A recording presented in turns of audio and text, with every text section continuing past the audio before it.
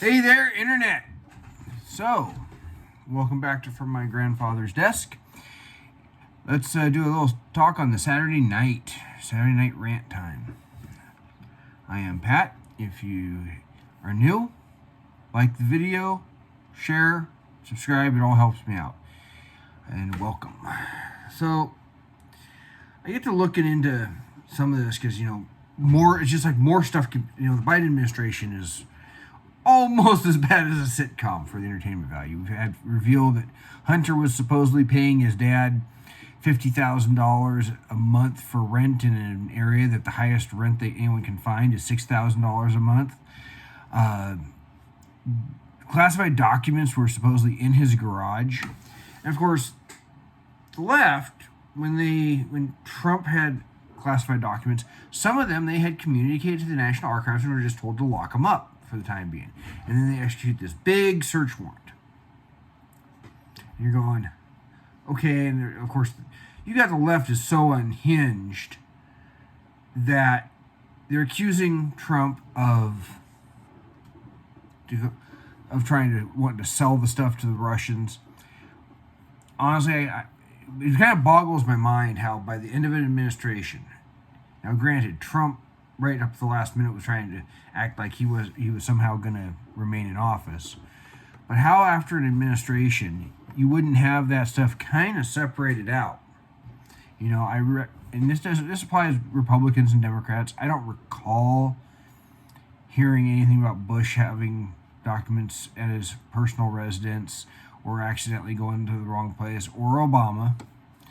And if they did, it wasn't a big thing.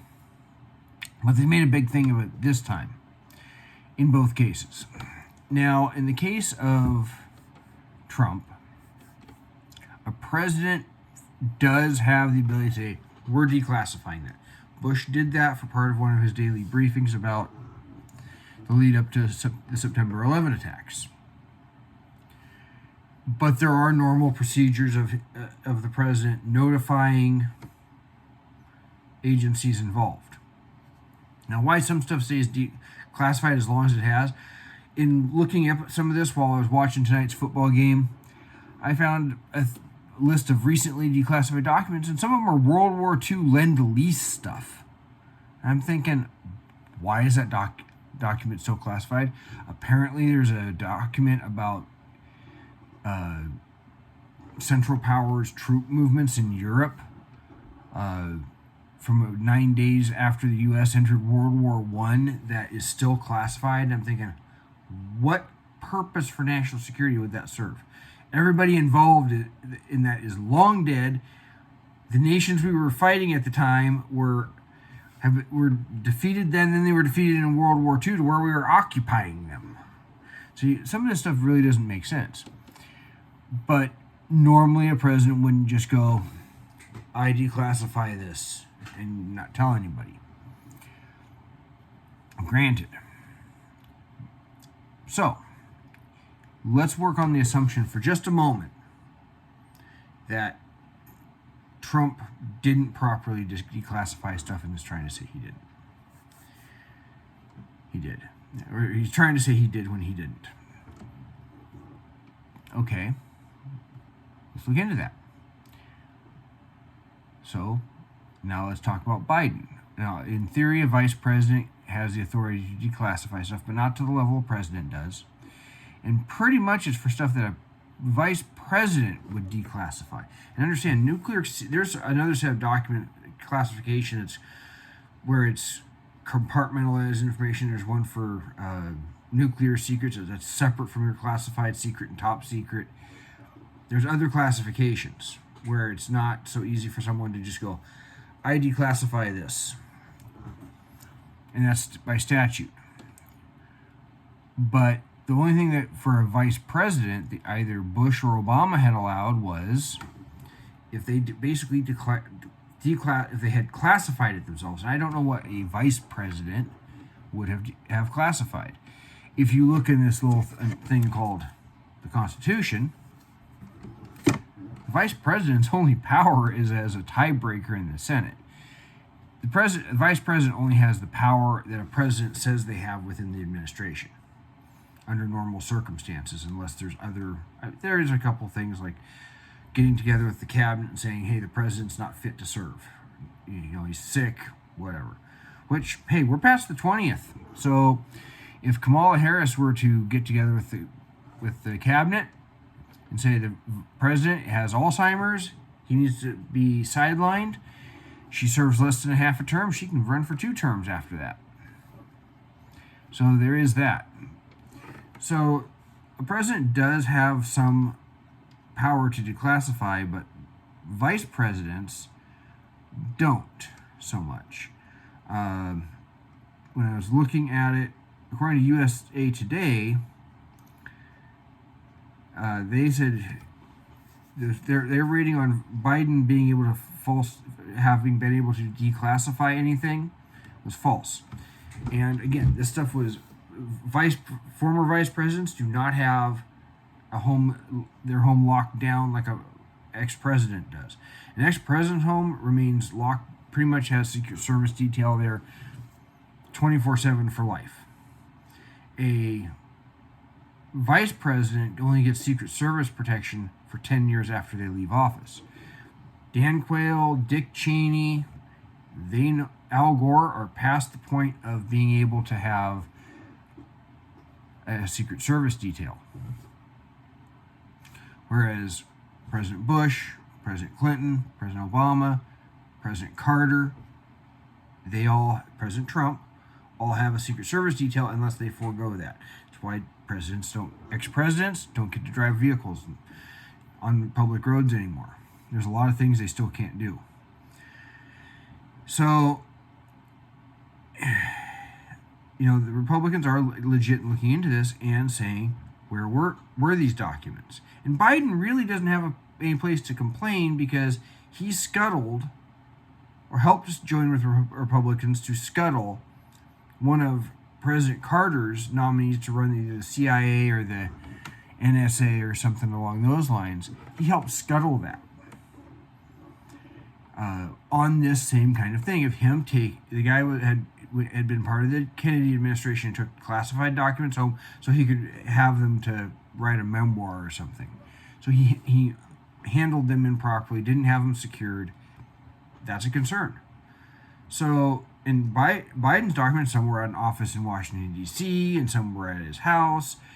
Some of the ones that were at his house were in his garage where, hey, the garage door is open and Hunter's buddy or whoever Hunter's currently paying to sleep with him can just walk in there and take the documents out. So that's something they can legitimately be said to be worthy of investigation. They have appointed a special counsel, and you could argue that it's so serious, even Merrick Garland's going this far, or is trying to keep the appearance of a lack of bias. You could argue either way. Ultimately, Congress would have to bring charges against the president, and in this hyper-partisan situation, it's unlikely, even if House Republicans charge Biden with an impeachable offense, that the Senate would convict. And as far as I'm concerned, unless you have the legitimate chance to get a conviction, you're wasting your time. I could say it more harshly, but I want to keep it family friendly. So you're wasting your time to do that. But it certainly is worthy of investigation because who knows, maybe you uncover something that serious. We have more evidence of, Biden and Hunter and Joe Biden's finances being like this when Hunter was involved with business dealings in China and in Ukraine. So we have all that. It's worthy of investigation. And you can't sit there and have this double standard of saying, what Trump did, that's a big violation of the law, and what Biden did isn't. When very arguably, Biden's treatment of those documents may have been less secure than Trump. If you're going to be intellectually consistent, Both are worthy of seeing what's going on. Both are worthy of investigation. And objectively, Trump's handling of the documents was probably more secure than Biden's. So that's something just to note there, that, like I said, the president does have broad declassification powers, but no, he can't just go, I declassify this, or if I take it up to the residents, it is declassified magically because I did it. It'll be great. You don't get to do. That's not quite how it works. So that's with Biden. We're in the document fiasco. But then there's something else happened this week. I talked about it in its own video. We all know about that Canadian, or that Russian Orthodox hockey player for the Philadelphia Flyers, Ivan Provorov. I want to make sure I pronounce his name right. So, his jersey, you can't find one online if you want to buy one. They're sold out. I'm not a big hockey fan. Part of my value, sports values is I root for my local teams.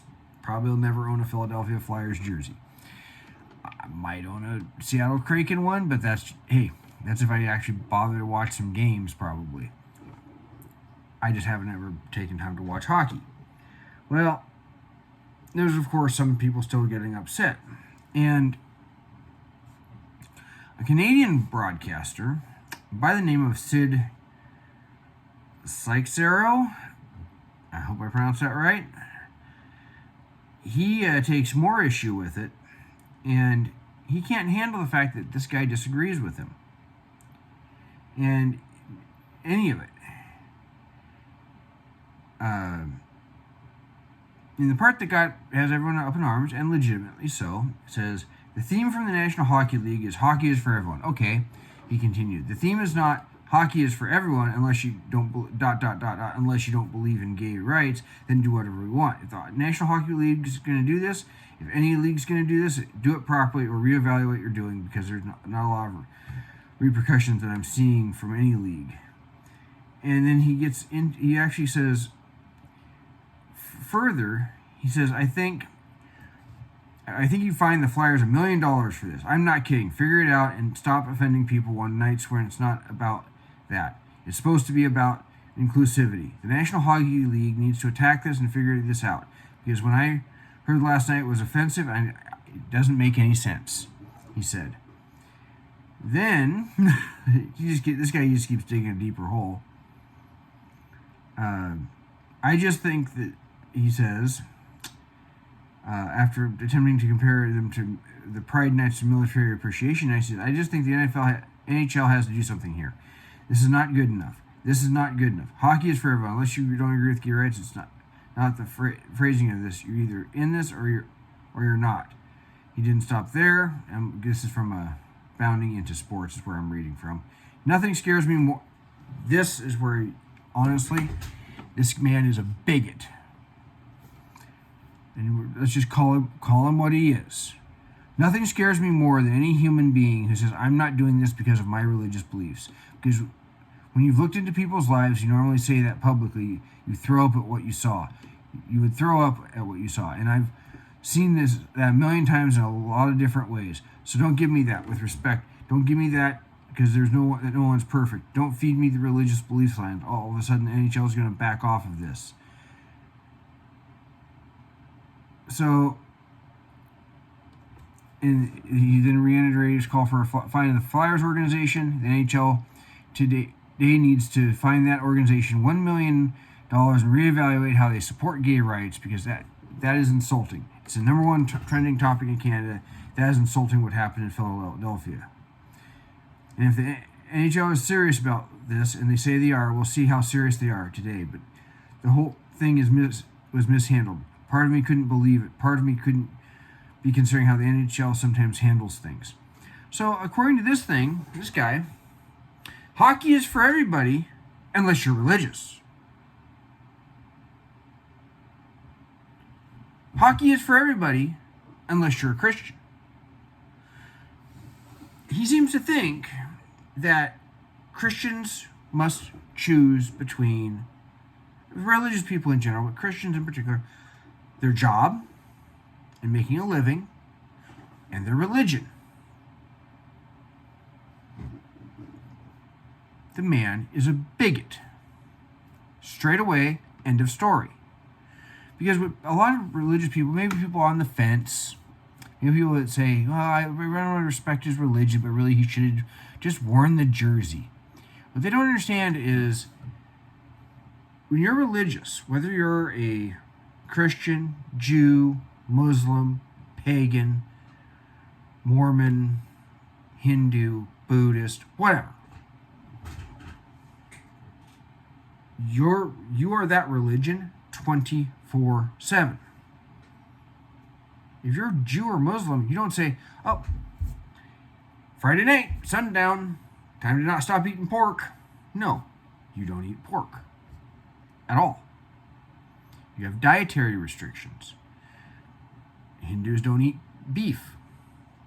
Not just on certain days or certain times, they don't eat beef. That's part of their religion. That's why McDonald's doesn't sell a lot of hamburgers in India. If you're a Christian, you are a Christian 24/7. Not just on Sunday when you get up in the morning and go to church and then you come home and then you put it away. You are a Christian 24/7. That means sometimes you have to say, doing that act is wrong. Yeah, I could do this act that would be financially good for me, but it's wrong. I had somebody tell me one time I should do a strategic default on my house. This was several years ago during the housing crunch. So, yeah, you secure financing on one house, then just default on the one you're in. You got the new house, and you get rid of the one you're in, and you come out ahead. And I was like, no. Not only would my aunt reach up all the way from Portland and slap me, and probably proceed to find something heavy and beat me with a heavy metal bar or something, it would be wrong. Because I have a debt, which is now paid off. But when you have, you don't steal. You don't just steal not steal on Sundays. You don't steal ever. You don't just not murder on Sundays. You don't murder ever. That's why you don't covet. You don't try and say, I want this other person, if you're hopefully only single, but the other person's married. You don't covet them. You don't covet your neighbor's house or your neighbor's property, trying to figure out a way to swindle them. I was listening to Dennis Prager. He called that the idea of the 2 commandments about coveting, the 2 most dangerous, because they're the ones that lead to all the other sins. So you're also told as a Christian not to put a stumbling block in your neighbor's path. So when you're a Christian and someone says, yeah, you need to go out and celebrate this thing, and some of the NHL teams on their Pride Nights are giving money to transgender youth activities, and they say, I can't support that. My religion doesn't allow it. Did he make a big stink about it? No, he just simply didn't go out on the ice, didn't wear the jersey, didn't use that extra hockey stick. If other people hadn't made a big deal about this, I wouldn't have even known about it. He would have just quietly followed his religion by not promoting it. That's all he did. The problem with this SNR guy, I think that's the right pronunciation of his name. Make sure I have that right. With Sid.